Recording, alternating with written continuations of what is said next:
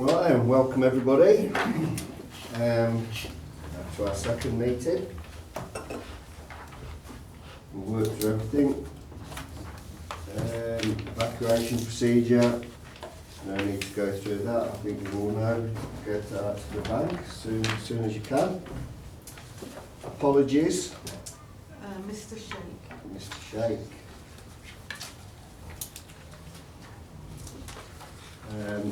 Minutes of the last meeting. Is everybody okay if I sign the minutes of the last meeting? True and correct. Moved to. Yep. Thank you.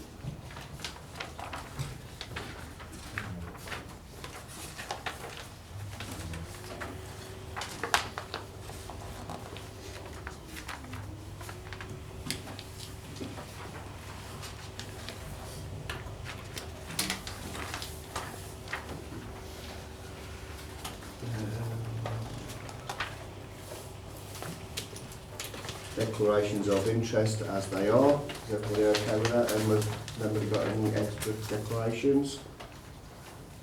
Okay. Public consultation, there is none. So, Ian, over to you. Okay, well, this is mostly a repeat of the previous annual report in terms of the description of the building control service and the particular characteristics and constraints and challenges that service faces. So I shan't go through that, but obviously if you have any questions about it, I'll be more than happy to answer them. So I'd like you to focus on the recent developments and future challenges and opportunities. So they're the things that happened since the last report to you. As you'd be aware, the Building Control Service was subject to a full lean review, which identified a number of areas for improvement. The main one, which we had been focusing on, was that customers wanted us to be available to call in on site whenever they needed us, and including at short notice. And at the same time, they also wanted us to be available all the time on the phone to be able to get expert technical advice. Now, in the old days, that posed a problem because you needed to be in the office to be available on the phone, but you couldn't be in the office if you had to be on site. So building control has really been at the forefront of gradually piloting different approaches to agile working. But because the council IT systems became sufficient to support 100% agile working last year, the Building Control Service have been able to actually deliver those expectations for the customer. And we've been getting significant positive comments back from the customer as a result of that. And we've begun to win back some of the business that we've previously been losing. And we believe that that is to a large extent because of the agile working. Because what we've discovered is it's not so much price that drives decisions as to where builders place their custom, but quality of service. And I think they noticed the improvement in the quality of service and they voted with their feet, and so we've won back some customers. And the good news from that is that for the first time in a long time the service actually broke even, and legally our aim has to be to break even every year. We've struggled with that because of gradually losing business, but last year we actually achieved it, so that was excellent news. One of the other issues with regard to the Lean Systems Review was it identified that there's quite a lot of handoffs of work where work is passed from one team to another, where work came into customer services and was passed to building control, or where work was passed from building control to a separate administrative team and then back to building control again. And at the time that was the only way we could do that, and I wouldn't want to suggest that any of the teams were underperforming. But every time you have a handoff like that, it consumes time with people actually passing pieces of paper or emails, and there is always an opportunity for a bit of miscommunication that can lead to errors. So the fewer handoffs you get, the faster and more efficient the services, and the less opportunity for errors.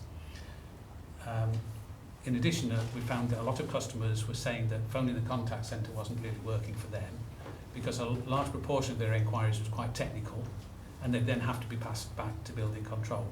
So they wait for contact at the contact centre, only to then have to wait to get contact with an expert in building control.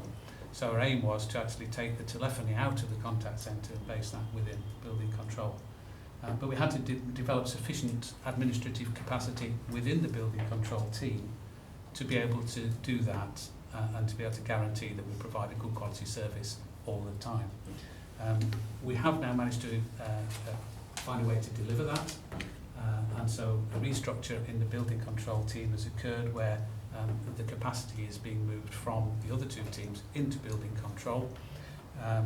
And in fact, the reason why Kevin Bonsell couldn't come tonight to present this report is that he is actually interviewing for the vacant posts, the two administrative posts that are going to be based within building control. So upon recruiting to those vacancies, we will have delivered all of the conclusions of the lead systems review. The one area that remains where customers have continued to tell us that the service could be improved is that they would prefer to be able to phone directly into building control. And once these posts are filled, we will be able to implement that as a change. And so we will be giving the customer everything that they've asked for. So we're hopeful that that will actually lead to us winning even more business in the future. Can I just ask a question, or do we wait till you finish the report, Chair? No, I think ask as we go along. Can you tell me how you're doing the agile working? You say you've improved it, and what's that through? The internet and mobile phones?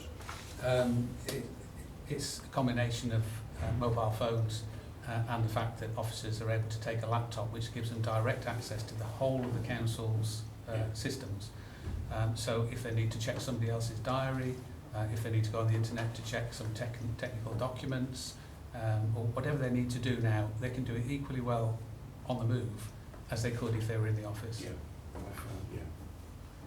And what that means is that, you know, a builder might ask a question on site, and in the past the officer would have had to say, oh, I'll go back to the office and I'll let you know. But now they can just go, just a moment, the answer is, and the customers really appreciate that sort of speed of response and flexibility that we can offer. Can I ask, sure. You mentioned interviewing for another member of staff. Firstly, has the whole thing changed dramatically in that you've had to employ more staff or have staff levels stay the same? And the new person you're taking on, is that going to be a desk-bound post where, say for example, I have got a question and it's urgent, I can go into my computer and type in a question and someone will chat back to me, you know, online. Is that the sort of scenario where you're envisaging? The posts are new posts. Yeah, okay. But obviously in moving work out of the other two teams, there is now a reduction in workload in those other two teams, and so they're looking to see whether they can actually move workload around and turn that into a saving within their own teams. At the moment, what that's doing is relieving workload pressure in those other two teams, but in due course I expect they will find it possible if they have a member of staff leave, they will either not recruit or they'll perhaps recruit somebody on part-time, so that the numbers will balance out in the long term, but in the short term that is new posts. Of course the building control service has to pay for those new posts and break even, but we're confident that we will still be able to do that. They are desk-based posts. Obviously we'll be taking telephone calls all through the day, so we need to guarantee we've got somebody available to take those phone calls, and in the peak hours in the morning, first 2 hours in the morning where the phones are very busy, we can guarantee that we'll have 2 people to answer the phone, so customers shouldn't have to wait. Most of the time we'll actually have 3 in the morning, but as a minimum we'll have 2. Will there be a charge for that, for someone coming into that officer, from your customers, from clients? Or no, you know, the a customer can phone and make inquiries or chat or whatever. We recover the cost of those officers when we charge for the professional work that we deliver. I see. So we charge for the professional officers' time plus the overhead of the administrative staff. Okay. Thanks, Chair. Yes, so I was just wondering about the customer satisfaction that being on 80%. I was wondering if there's any specific reasons for customer dissatisfaction or whether they're given. Did you want to finish off what you was going through first before we take all the questions? That's in the. Okay, well, I didn't have a great deal more to say, so perhaps I will finish off and then... Yeah, okay. I've sort of finished on those topics, just referring to the very last paragraph, which refers to NABCEL, where we've identified an opportunity to work closely with NABCEL. There's a number of kinds of work that our building control officers are qualified to do, but they're not allowed to do because they're a local authority building control service, and there's legal restrictions that say they can't do that kind of work. However, NABCEL as a private company can set themselves up to do that kind of work.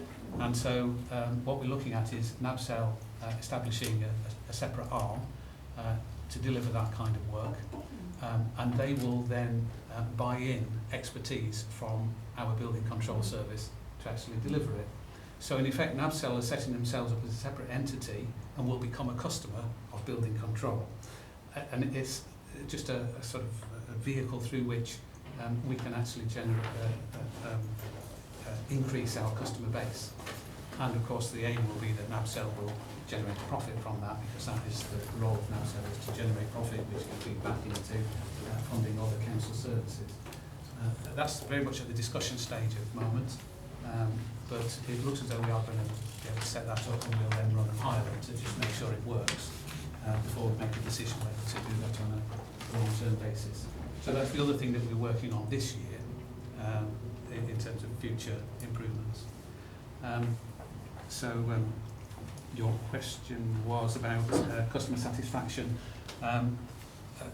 Yes, the target is 80%. We were already exceeding that, and I think in the past the main concerns were that we couldn't get to site on an appointment quickly enough, and then they were phoning in the town hall and not able to get an expert response, because we tended to say, well, you have to phone these hours in the morning or these hours at the end of the day to get advice, and then we can only come out on site in between those hours. But of course they wanted us in two places at once, and we're now able to do that, and so that's increased customer satisfaction. The only remaining area of dissatisfaction that they report is where they contact the contact centre only to have to be referred on again to building control, and we're about to eliminate that as well. So 95% customer satisfaction is very high, but it may be that it can go even higher as a result of changes we're making. Is that all you had to say? Yeah. Right, floor's open then to any questions for Ian? Come on, Keith, I know you've got Oh, no, I've done a list. Right. Major. Firstly, if you do it through NABCEL, are there any VAT implications of that? Because obviously the council on various things do and don't charge VAT depending on. So if you start doing things more commercially, is there any VAT implication? I think VAT probably will apply. The accountants are checking that, so we've got a definitive answer. Second question, I noticed in here one of the things they do is enforcement, and obviously there's a planning enforcement as well. Can you just explain what the overlap is, and whether the enforcement is different in that obviously people choose their own building inspectors, but if people have done something dodgy without building inspections, obviously they don't choose who to enforce. Is that correct? The enforcement is very different. The legislation and the enforcement methodology is very different, and the nature of what we enforce is different. With planning, it's a case is the thing that's been built what was supposed to be built. With building control, it's then looking at the details of the construction, whether it's been constructed correctly. If a builder has actually used a building control service, whether it's public or private, then they probably built it right. That's not always the case, but they probably built it right. Enforcement is more likely to come where somebody has had a building job done without going through the building control process. And if it's a DIY job, they've made mistakes, or if it's their builder, may have made mistakes. And then if we encounter those mistakes, we make sure that they get put right. And you get recovered costs from that, from the fines in some way? How does... Well, we rarely get to court. It's usually a case of going and saying, look, this has got to be put right, and if there's any reluctance, ultimately, when they try and sell their house, if it's not put right, that'll be discovered at that point, and they'll have to do it then anyway.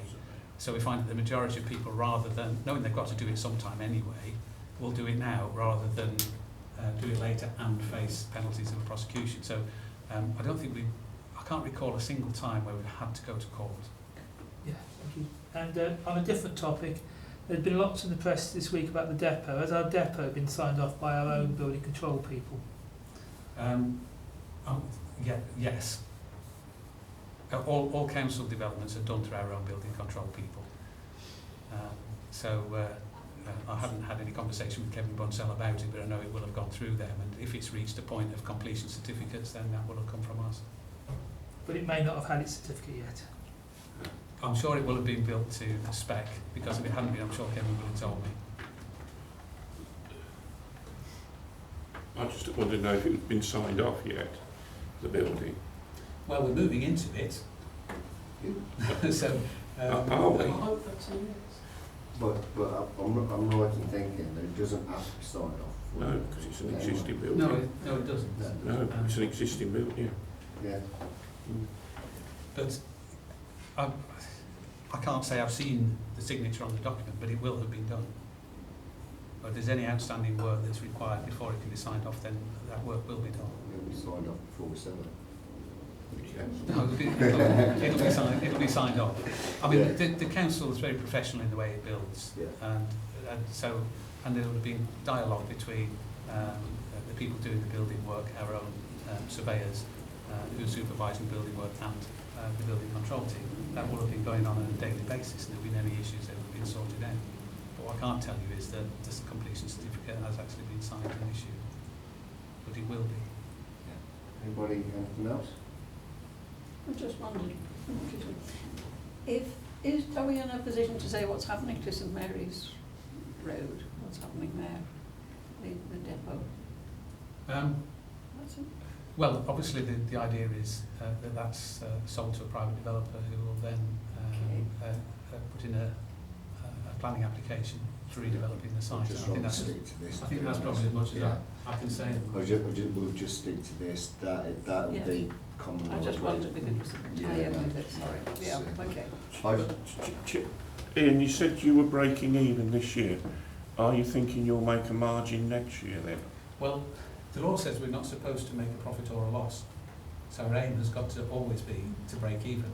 Obviously, no plan ever survives the first month, let alone the whole year. And in previous years, we've ended up making a loss. Last year, we came within, I think the figures there, £388.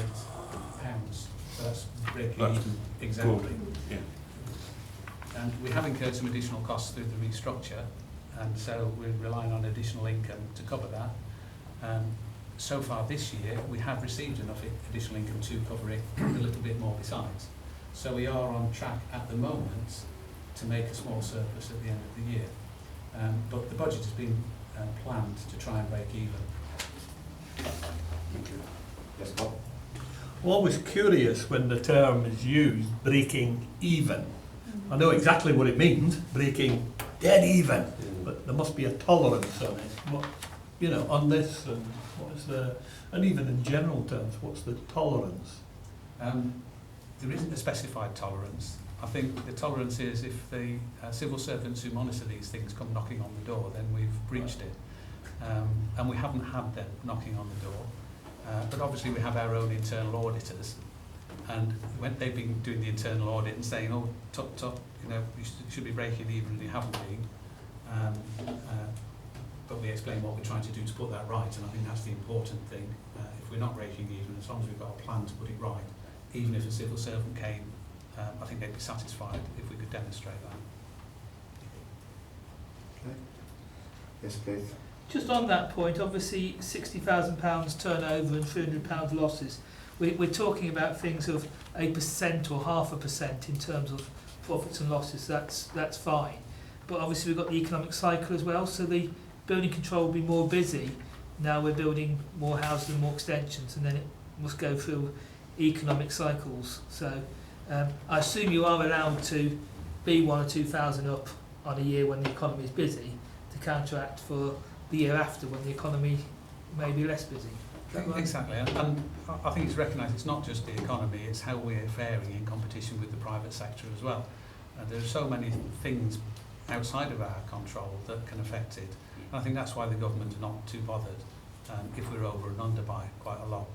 Historically, building control fees were set to make a roaring great profit, which was then used to subsidise other services. And not surprisingly then, builders and architects complained to the government and said, this isn't on. And that's when the government introduced a requirement to break even. So I think they're not so concerned about what the outturn is. What they're concerned about is to see, are we deliberately setting out to make a roaring profit to underpin other services? And we don't do that. We carefully aim to break even. And then at the end of the year, if we don't manage it, as long as it's clear that that's what we aim to do, I don't think we would have any issue. Are we okay with that? I've just got a few for you here. On the building control passes, there is no set number of years before you have to get it passed. It's just as long as it's before you sell it. Is that right? Well, Because I'll give you, for example, Magna Court. That had not been passed off, and then sort of got involved in a number of complaints there. And Kevin Bunsell went up and certain things hadn't been signed off, so he got them all signed off. But there's no number of years, as far as I can see it, that you can have a building before you have to get it signed off. there is a number of years after which we can't take enforcement action through the court. Right. But when you come to sell the property, you will still have to have it, a certificate, which obviously is a retrospective certificate to say that the work has been done up to the required standard. And there's no deadline for that. That will always apply. Right. The reason I asked this is because of the Gretful Tower thing. So you could have had block of flats or whatever built, not had it signed off built by building control. That could have happened, and then the blame ends up somewhere. But it can't end up with the local authority. Right.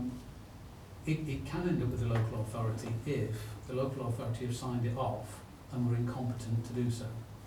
So if somebody's done some work Yeah, and I'm we saying signed they it haven't off, signed it off because they haven't been asked to sign it. if we haven't signed it off because we haven't been asked to, Yeah. then we couldn't be at fault. So is that a national thing then, where there's not a number of years? So that's national. Yeah. Just seems odd to me that can happen. That there's not a number of years where you have to have something signed off because of disasters that can happen because you've not signed things off. I think obviously if something comes to light early on, then we'd take enforcement action through the court to force it. But after a certain number of years, we can no longer do that. But there is that, so the sort of the retrospective condition is the safety net. And of course, there's often cases where people do work, and only the owner or occupier of the building will know about it, and it won't come to light for enforcement within that time scale. I suppose it is a flaw in the system, but at some point it'll come to light. I mean, if something came to light and it was too late to take the enforcement action, we'd go and knock on their door anyway and say, do you realise you're never going to be able to sell your property until this is sorted out? And you know, a lot of these things are safety issues, so we'd warn them about the risk that they're at if they don't have it checked out and certified. But at the end of the day, the law does allow the occupier to carry the risk, or the owner or occupier to carry the risk, and that can have very unfortunate circumstances. Yeah, I was just wondering if that was something that we should be looking at, but I suppose if it's national, then there's nothing we can do about it. No.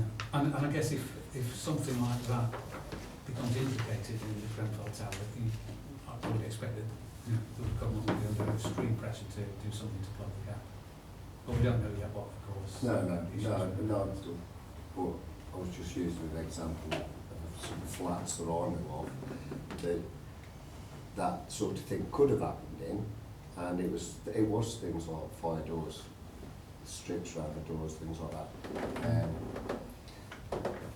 And you know, that was within our town, but I'm not saying that that's the only block of flats. We've lost lots of flats. So of course the other thing that happens is that owners might build something and it's fully signed off and everything's just fine, and an occupier comes in and starts changing things.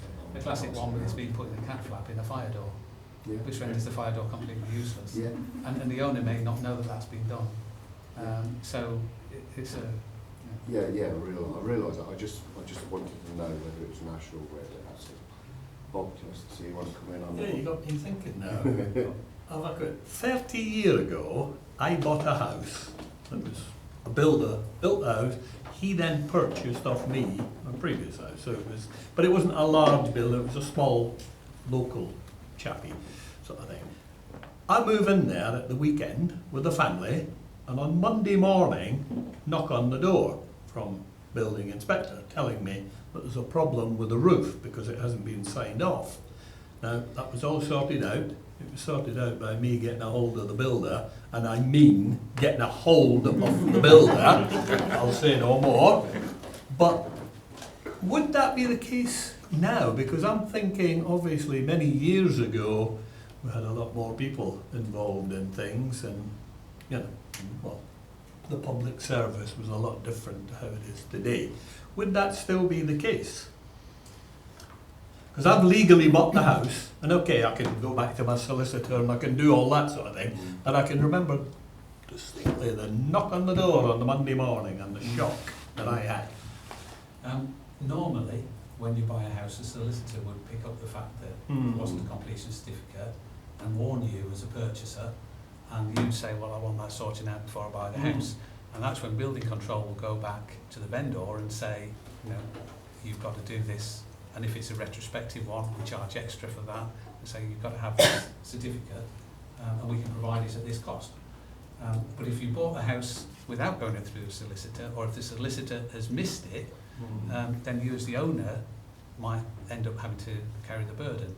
Now, I think the fact that the builder had only recently built it, there was probably still a sufficiently recent involvement of the builder, or it may be that the building control inspector just used the Bluff Act to get the builder to do the right thing by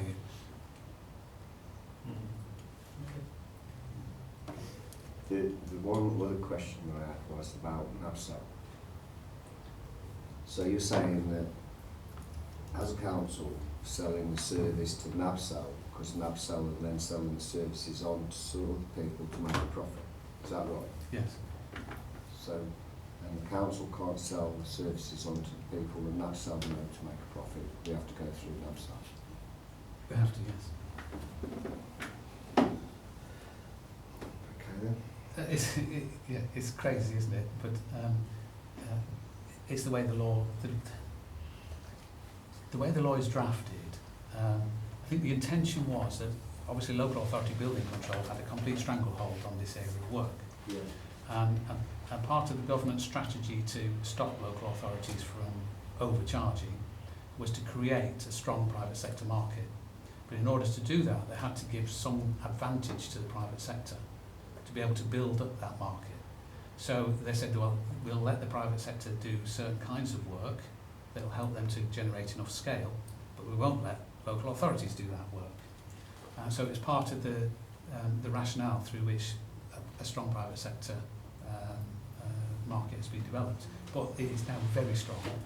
So I'd still get Kevin Bunsell to, and it'd be £400 more through NABSO. Well, obviously, if we do that and go through now, so we've still got to compete with the private sector. So either our prices or the quality of our service has got to attract the customer. And that's part of the pilot to see whether we can actually attract customers through that method. Keith? Obviously, the council's got its own liability insurance and all sorts of things. If we start doing stuff through NABSL and someone wants to clad their shop in whatever and we sign it off through NABSL, do we then need to start building in all sorts of extra insurance and liabilities and checks and balances? Yes, is the short answer. the building control team will be doing kinds of work that we haven't previously done. So we'll have to inform our insurers of that additional work we're doing and the additional income we'll generate. They will then look at that to see whether or not it's already covered by our existing insurance or whether there's additional insurance required. And we're in the process of checking that out with insurers now. But importantly, our insurance does cover stuff that's done by NABCEL. Well, I think it probably does, but we put the question to the insurers to see whether they think it does, because ultimately they're the arbiters and we have to inform them of the change. So we've informed them of the change and we're awaiting guidance from them as to whether we need to pay a higher premium for wider coverage or not. But obviously we will if it's needed.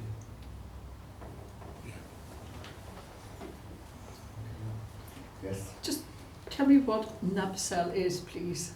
It's Nuneaton and Bedworth Community Enterprise Limited. Okay, thank you. So in other words, it's an arm's length company that the council has set up that operates as a private limited company, but it's wholly owned by the council. So the profits it makes comes back to the council. Is everybody done? Right, thank you very much.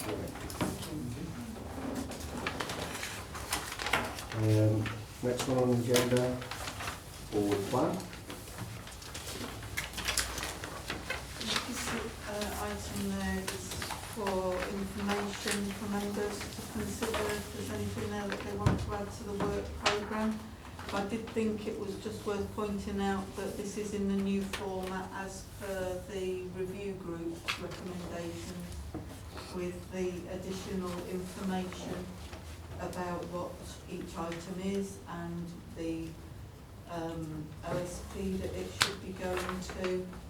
And so I just hope, is that how you envisaged it, wanted it? Is it as you would like to see it? Keith? Yeah, we brought this up last week at Economic and Corporate, that the community infrastructure levy is something we should look at, and it had economic and corporate. We weren't sure whether it is this OSC or economic and corporate that should be looking at it, but it says it's going to Cabinet in September, so it's obviously becoming a real thing now, and one of the two OSCs should have seal on their work programme. No, that's fair point. Apart from that, is everybody happy with that? Okay. Work programme. Just to advise members as well, the Allotment Association report from this panel went to Cabinet in May. Is it May? Yeah. And all the recommendations that were made were approved by Cabinet, but I just wanted to update you now that all those allotment associations have now signed their leases, so there are now none outstanding. So the recommendations that were put forward to Cabinet now don't need to come into being. So that's a good thing. Yeah. So then it's a case of what you want to come forward next time. So, working through the working programme, the air quality management, if we could have that in, well, this is with everybody's agreement obviously, if we could have that in November, would people be happy with that? Or a plan, it's an overview. Yeah, that's, we just want to Yes, wait. that's just, we need to submit some, need to get that to the ground first, I think. Monitoring our Glendale contract, November. Yeah. Allotment action, that's one.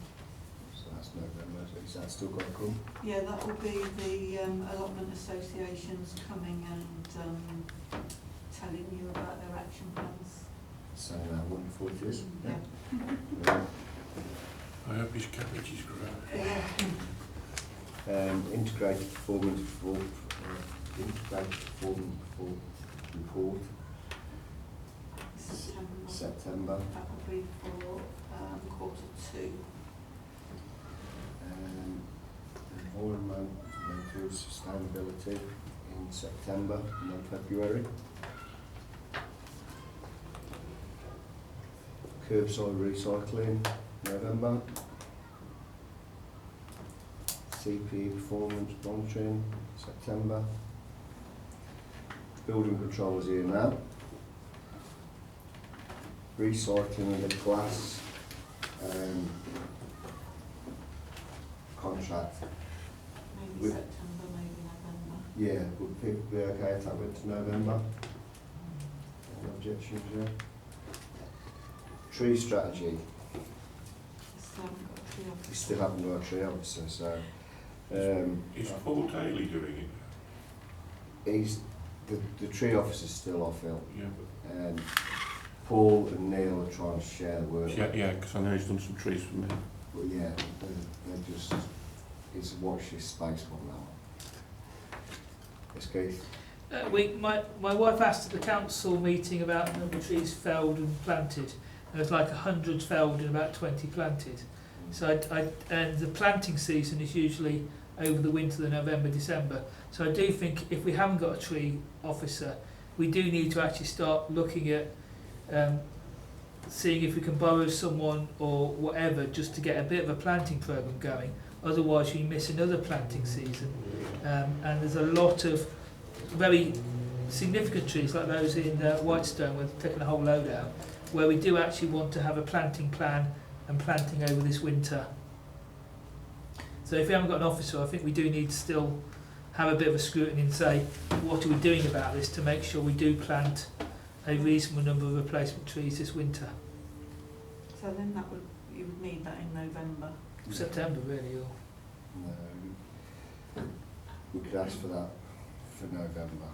We could ask Parks to put something together for November. Yes, Trish? I just wanted to second what Keith's saying actually. I was at Pingles yesterday and they've taken a big weeping willow tree away, which stops the flooding happening there.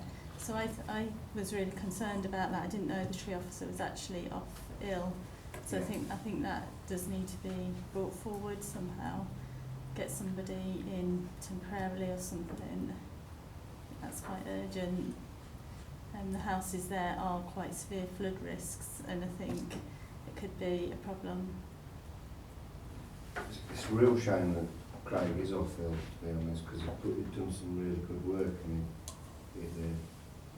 he was getting on with a lot of things. The reason that a lot of trees have been felled is because there were wrong trees in the wrong place, like at the side of the train line and things like that.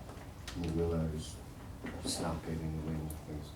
Yeah, I understand it being Yeah. taken down, but that's been there for years and years, a weeping willow, which does stop floods happening. So I was really concerned that it's gone, and sort of was hoping that something's been planted in its place. So I am a bit worried. Well, we can ask for an overview from the Parks for November. Yeah?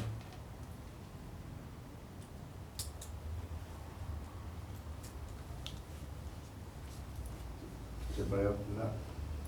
I'd prefer to have a briefing note or something, just to say what the plan is. Yeah, if it's not a full report, just to sort of say we plan to plant. Just a plan. Just to say we're doing something, so we haven't just totally stalled. Just a plan for September. September. Yeah. Plan for September. Yep. Briefing on Yeah. Dog control orders for November. Ground maintenance contract renewal for Scrutiny in January. Sure everybody will be up for that one. Yeah. 5-year land supply planning targets for what we've got there. We've got nothing planned in. No, well, Keith put it on at the last meeting, so it'll be when it's appropriate, I suppose. It tends to get published by the Cabinet sort of November time, doesn't it? So, So that'd be So everything's in November then, we're all right, we haven't got anything to do next year. We get it all done by November. It's been a long winter. I want no one might have to go to January. Some apologies. So everybody's okay with that then? can I just mention one more thing? Well, okay. It's been in the paper yesterday about the council not having a waste licence for the new depot. And waste licences are, I think, and waste operations is in the remit of this committee. And I do think we need to actually ask what is going to happen at the new depot, just generally in terms of waste, because obviously the trucks are going to now be serviced in Coventry, I understand. But with everything moving over to the new depot at some point, it's useful to know if what service changes are going to happen and what's going on from the sort of waste point of view, rather than I mean, there's lots of things going on at the depot, housing, and it's about 3 or 4 different services, but particularly from the waste. Right, so That seems to what be- is it exactly that you're asking? What are the environmental impacts Well, of the new depot? Now, what is the service changes with the recycling going, or the residual waste going to the new depot? Yeah, with the dust carts and everything and the storage and everything there. Yes, Trish? I think maybe you only read the first half of the story, 'cause in the second half it did say that the waste licence has been applied for and it could come any day now. I wasn't just saying the waste licence, the whole of the move to the new depot is going to change what we do, because on the old depot we had loads of space and we did various things, that some of which will move and some which won't move. Yes, so here, that, Well, the only one I can tell you about is that taxi MOTs are no longer done at the depot. But that's the one for Brent Davis But- really to respond. well, what Keith's asking is the environmental impact of the site really, isn't it? That's what Well, he's asking. no, the operational details of how How's waste management going to work yeah. out of that depot? How it's going to operate. Because I was shocked that we hadn't applied for the licence beforehand, because it's you've We got have to. applied for the licence, and it's with the Environment Agency. But when did you apply for the licence? Well, That's I can't- no, you, I no, can't tell you, no. but It's, I do know that it has it's a been leading applied for. question. Yes, Paul. Chair, we've strayed on to something that's not on the agenda. Yeah. As important as it may or may not be, but I think if people have got concerns about anything to do, it's not for today, because we don't have anybody here to answer. I've not got a problem if some emergency meeting, if that's what's needed, or just another meeting of an OSP or whatever, but it's not for Yeah. today. Yeah. Oh, unless Sunday, I mean, I'm happy, I'll sit here all night sort of thing, but I don't want to be just thinking and talking about something with nobody here to give us proper answers. Now, the point was it was a work programme item, so we actually had a note or something about what was going to happen. I've written it down. Okay. Could we have somebody come and talk to us about it then, Chair? Well, it's not a problem then, is it? We'll add on to the records, yeah. But if you want something to go on the work programme, Keith, as you well know, you need to put it in the proper work programme Exactly. suggestion. It's the procedure. And then put the work programme suggestion in, and then the group will decide whether they want to take it. So that's the way it's got to be. Anything else on, well then, we'll come to any other items. There's no other items, so thank you very much for coming, and I'll catch you now.